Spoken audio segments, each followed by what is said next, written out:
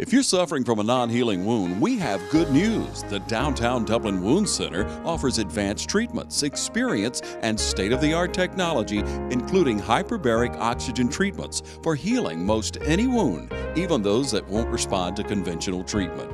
Call us today at 410-3500, Downtown Dublin Wound Center, 124D West Madison Street, downtown Dublin.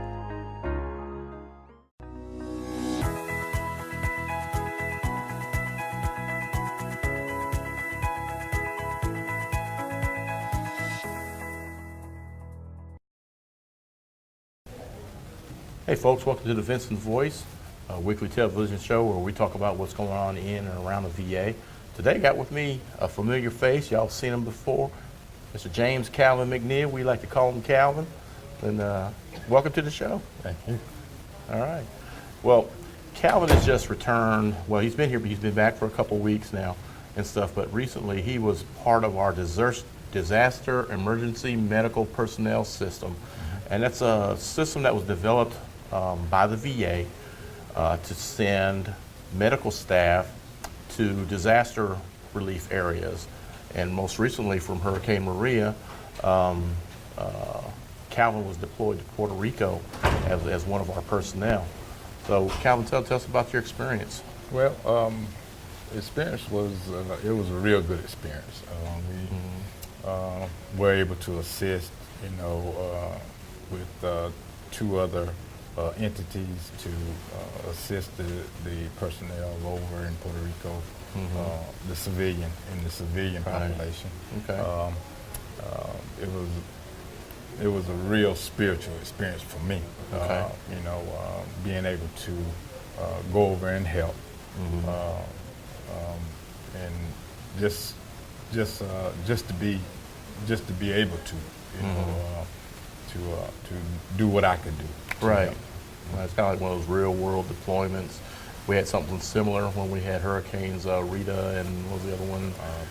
Katrina. Yeah. When we were deployed to, they deployed the VA police down to the medical center down there because it was a methadone clinic. So I got to experience that also back in 2005, and it was a pretty extraordinary experience. Yeah. And it just one thing it did was it made me grateful for what I do have. There you go. A lot of my patients over in Puerto Rico had lost everything. Right. Some with no lights, no water. Right. Some that were on the vent that had that had to have the care, had to have electricity. Exactly. And we provided that. Right. But that was an overwhelming experience for me. Okay, so it was kind of like was it like almost like a hospital type environment? Correct. What kind of environment was it? Yeah, it was what it was. It was a basketball coliseum that we turned into a hospital. Okay. We triaged 200 patients a day. Oh wow. We had about 50. When I left, we had about 57 inpatient. Ranging from palliative care to hospice. Right.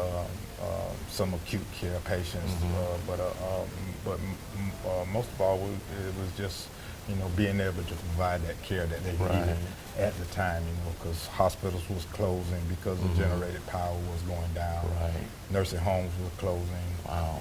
So it was, it was a good experience again. All right.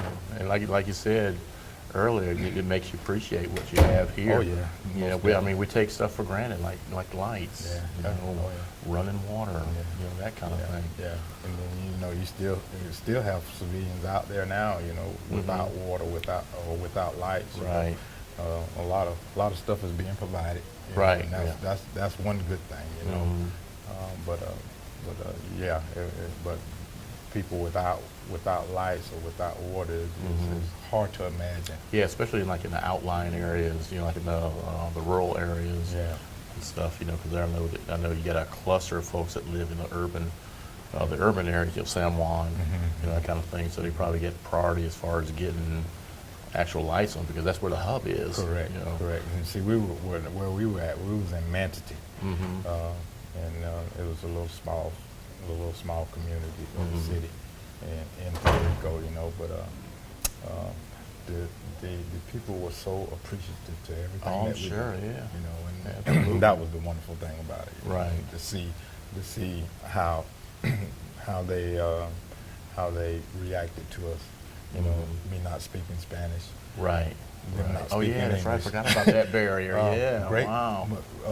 Again, you know, a great collaboration because they brought in students from the universities that Could spoke, translate.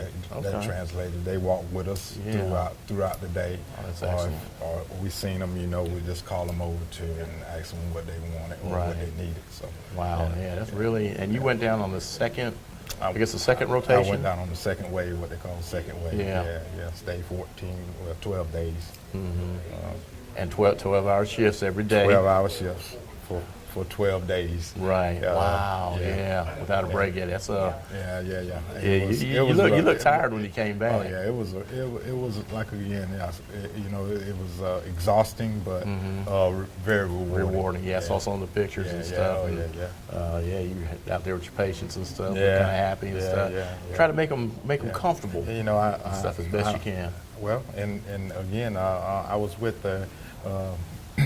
On the second wave, I was with a doctor from Atlanta, VA. Okay.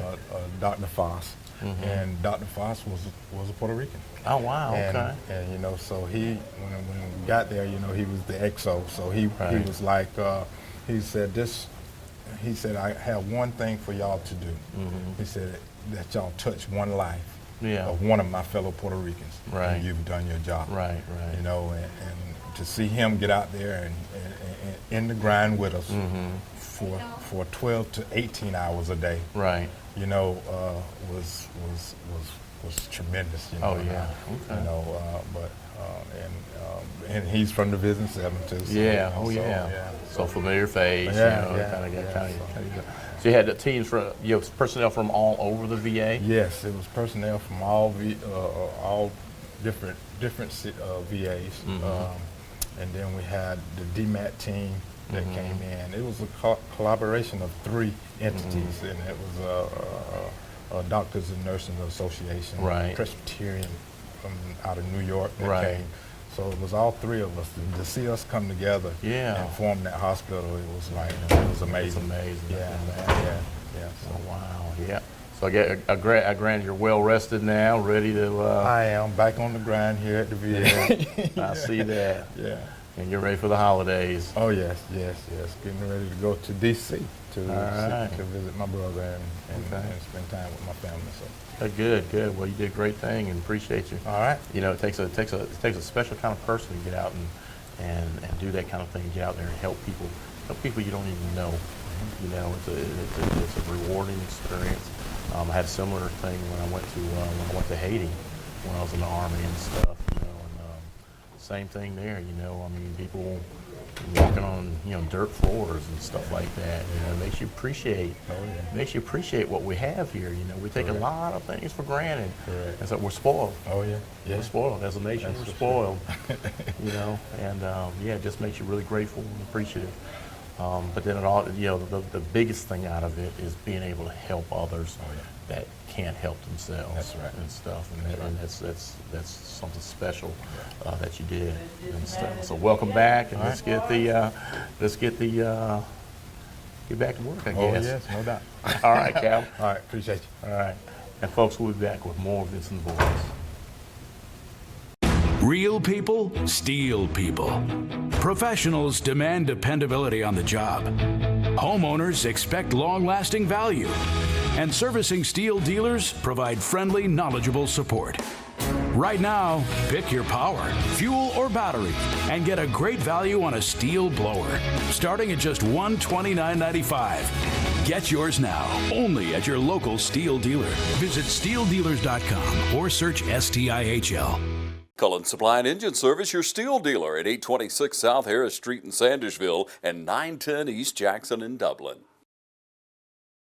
Hello, folks. Welcome back to the Vinson Voice, and we're continuing our show on our folks that deployed down to Puerto Rico. And right now, I got with me another familiar face.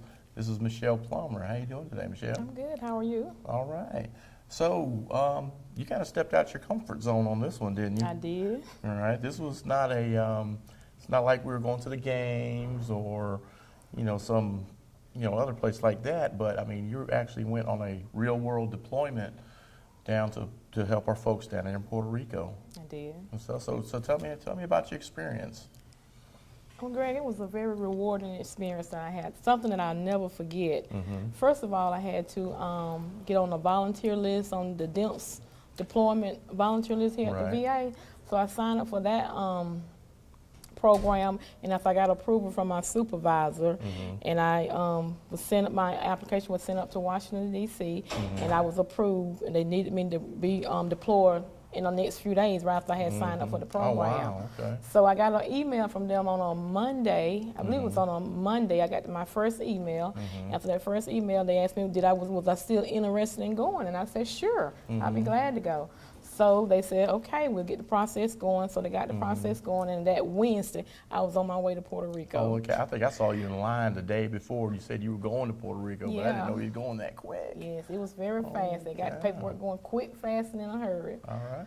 So what kind of conditions did you have down there? What was it like? So I was deployed to a federal medical station. It was like in an arena type building where they had set up where we had like anywhere from 35 to 40 patients that we were staying in like a shelter like that they had set up for our patients there and their families. Okay. So, and it was the conditions were not our everyday normal conditions because we had to take cold showers. I mean, we couldn't use the water for drinking or anything. Oh, wow. Had to use, bottled water. Right. But it was a very rewarding experience, and we all worked together. We had, nurses from different VAs. We had like a DMAT team from other agencies that was there to help. But we all worked together as a team, and we saw like outpatients that came through, just came in for like muscle strains or like conjunctivitis, and the doctor would, write them some prescriptions, send them back home. But the ones that we was taking care of, they was like, we had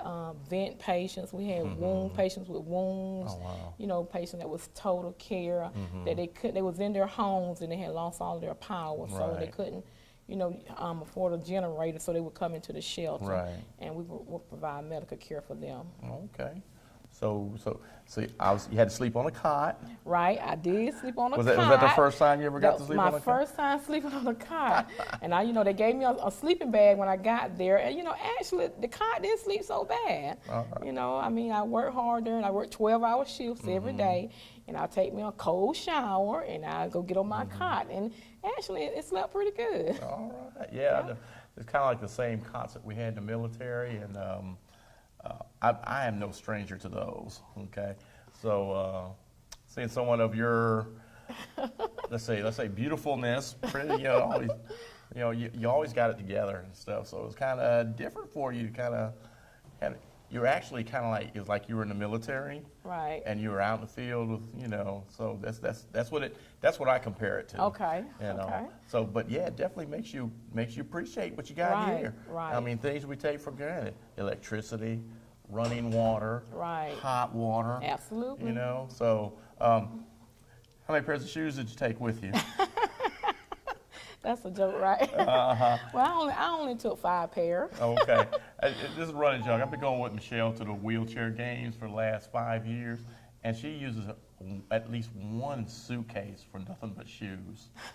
Okay, telling secrets, but hey. Yeah. So that's why I brought it. That's kind of like a little joke in between, talking about the shoes and stuff like that. But it was rewarding for you. Very and rewarding. Stuff. So how'd you feel when it was time to get ready to go? Well, I knew I had to come back. My 14 days has ended, so I knew I had to come back. But you kind of get attached to the patients and the families, because the families, they were so appreciative. I mean, the patients, they appreciate everything that you did. So, and it just warms your heart, to see people that was going through so much, but yet they still was humble, they still was appreciative, and it warms my heart. But I knew that I had to come back to Georgia, though. No, that's right. I back in 2005 when Katrina and Rita came through, I was with the VA police then, and I had deployed down to New Orleans to the VA medical center down there because I guess because it was a methadone clinic there, and they were worried about it being, I guess, broken into and stuff. So we got to go there and secure it, And it was got kind of hairy there because, FEMA didn't know we were there. Right. Okay. So one night at about 2 o'clock in the morning, we're having a stand down with FEMA because they had gotten a report that people were dressed like police officers around the VA Medical Center down there, and we had guns drawn on each other and everything. Oh. It got that bad because they didn't know we were there. Right. And stuff. So I guess from lessons learned from that, they kind of got together, and I think they came up with the DEMPS program right around that time. DEMPS is the Disaster Emergency Medical Personnel System. Right. That's a mouthful. That's why we make acronyms out of them. But it's a great program. It is. And I'm glad you got to experience it because you love helping people. Right. You're always in the to me around the limelight around here because of the way you take care of your patients Right. and stuff, and you're known for your passion. You got what 25 plus 20, years. yeah, 28. 28. See, Yeah. 28 years here at the VA, and it's taking Yeah. care of people and stuff. So that kind of really shows your character. Yeah. And actually getting outside our VA Right. and going out to a disaster area Right. is really an experience that you'll never forget. Yeah, not only did I meet, taking care of the patients, I met, people from other VAs. I got to talk to the other nurses from, doctors, nurse practitioners and all. But it was a very rewarding trip for me, That's And good. if I had to do it again, I know I would. I know you would. I would do it again. Without a doubt. So at least you know how to prepare a little Right, bit better this time. right, And so right. I think I was trying to give you some tips while we were in that line You did?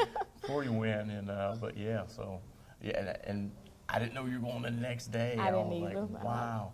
They move fast. The process is quick, fast. So yeah. So when you tell them that you're ready to go, when you say yes, start packing. I know that's right. Start packing once you say yes. Well, Michelle, we appreciate what you do here at the VA Medical Center, and we Thank you. appreciate what you did down in Puerto Rico for those good people down there in Puerto Rico. So thank you. Thank you, Greg. And I just want to thank leadership, too, for trusting me with this That's right. assignment. Because they had to give me an approval to go, and I want to thank them for trusting me with that. All right. This is Michelle Plummer, and we'll be back with more Vinsons Voice.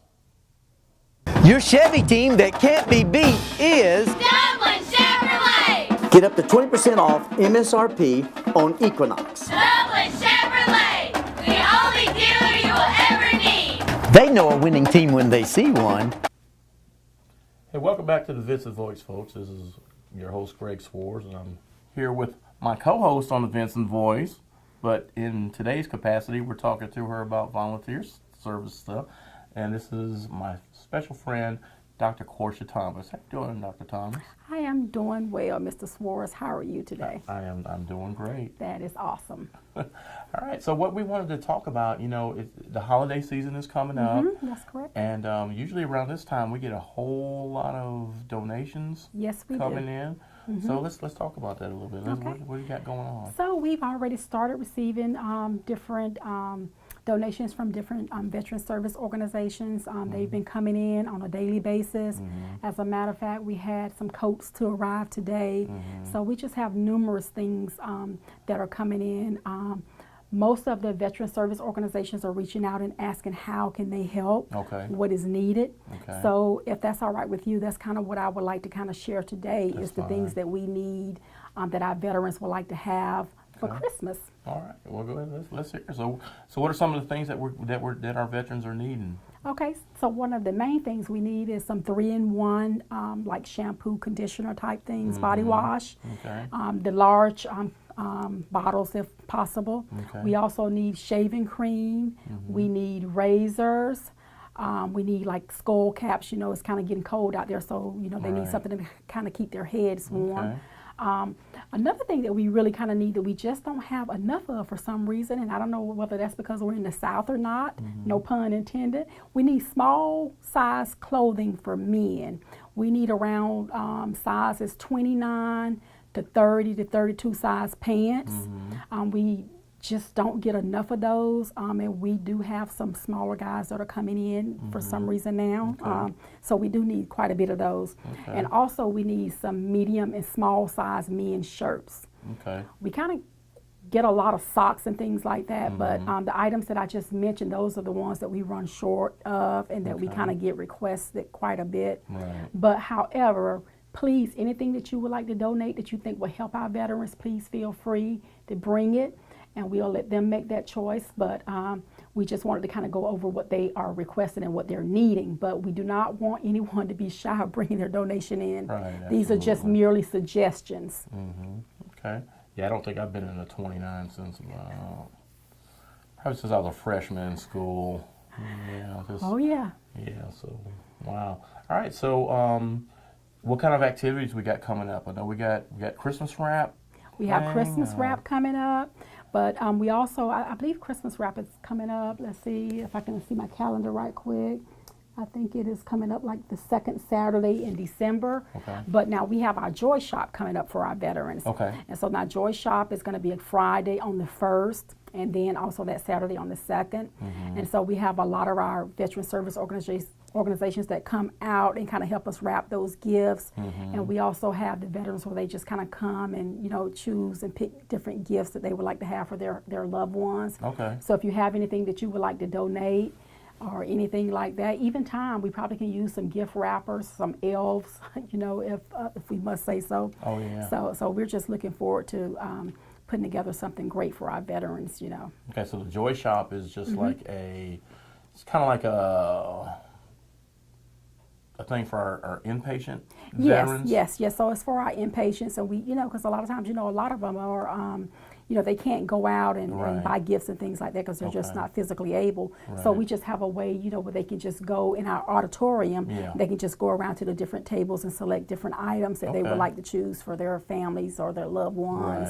You know, but I think we also will have like coats and different clothing. We have lots of clothing they can come if they need. They're running short on their wardrobe items, some things that they can just, you know, choose from. You know, Right. So that's a really good service. Yeah, it's it a really is. good service they do. So let's see, what else are we going to? So we're needing those items that you mentioned. Wow. So what else is going on in volunteer service? Wow, there's a lot going on in volunteer service right now. We're just really, you know, our super fantastic Susan is not here. Okay. And so, you know, we are missing her tremendously. Oh, I can imagine. And, you know, she just have us spoiled. So, you know, there's a lot of things we're having to learn and, you know, because we don't have her to rely upon. But she has left it open for us to call her, so which is really good. We just have a lot of different people coming out, you know, donating. So, you know, we're just busy with donations. We just have all sorts of different organizations coming out. Yeah, I think University of Georgia Extension Services just came out and they bought a huge load of just different gift wraps that are already wrapped. Okay. You know, so we'll hopefully have that up on our Facebook page pretty soon. Absolutely, we will, because we're going to come down and get some pictures of it and all that. I have some pictures. I just need to send them to you. Okay. Yes, sir, I do. All right. Well, we'll have to do that. There's something else I just thought about. Well, I will be dressing up as Mrs. Claus on Christmas Day, so I'm looking forward to that. I have me a brand new outfit, and I'm going to be Mrs. Claus this year. Who's going to be Santa Claus this year? I don't have a Santa Claus in mind just yet, so I'm going to be Mrs. Claus. So does that mean that job is open for a Mr. Santa Claus? Could be. We'll have to see. We will have to see. So let's see. We got. Are you guys? Oh, your contact information. If anybody wants to get you. Go ahead. And you know I'm good at giving out my contact information. I'm going to try to give out the right information this time, Greg.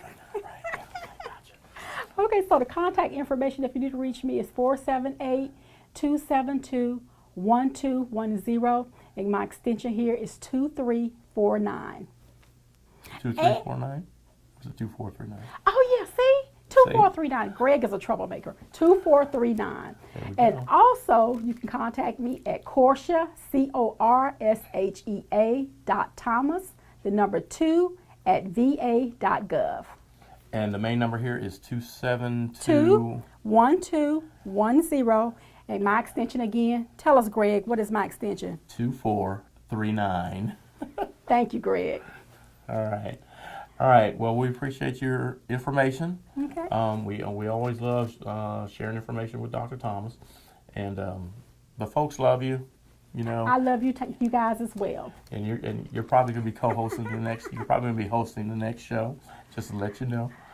But thank you for coming on the show today. Okay, thank you for having me. I appreciate it. And if you want to donate any items to our veterans, please reach out and contact me. We can use all the donations we can get. We want to make sure our veterans have a super fantastic Merry Christmas. All right. And folks, we'll be right back with more Vinsons Voice.